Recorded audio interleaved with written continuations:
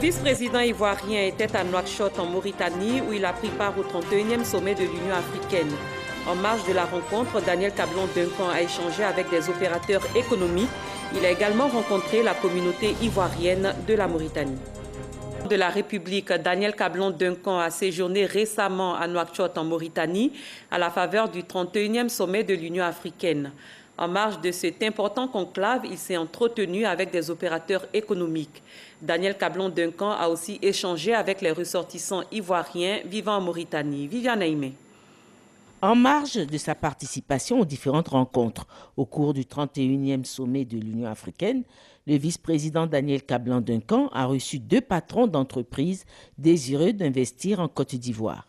Le patron du groupe Mara, spécialisé dans le domaine de l'énergie. Le président de SoftBank Corporation, un groupe japonais spécialisé dans la production de l'énergie solaire. C'est à son lieu de résidence que le vice-président Daniel Cablon-Duncan a reçu les représentants de la communauté ivoirienne en Mauritanie. Le chargé d'affaires de l'ambassade de Côte d'Ivoire au Sénégal, Gogo Blé, et le consul honoraire Dieng Tagana conduisaient la délégation comprenant le président de la communauté ivoirienne, Valentin Yanté, et les membres de son bureau. Les Ivoiriens résidant en Mauritanie sont aujourd'hui au nombre de plus de 3000 personnes, ont-ils rapporté. Ils exercent en majorité les métiers d'enseignants, mais aussi les métiers de commerçants, d'artisans, d'entrepreneurs. C'est une communauté bien intégrée dans la société mauritanienne et qui bénéficie de privilèges.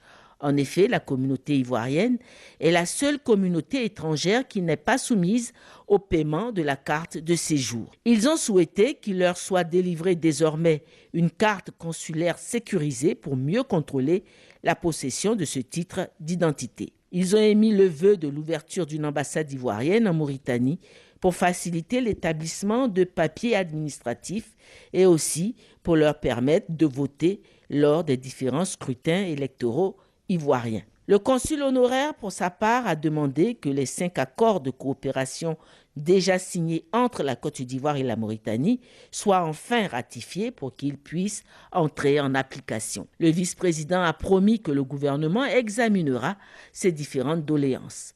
Un échange de cadeaux a suivi. Le vice-président, pour sa part, a remis une enveloppe au président de la communauté des Ivoiriens de Mauritanie et son bureau pour la location d'un local devant servir de foyer pour les ressortissants ivoiriens.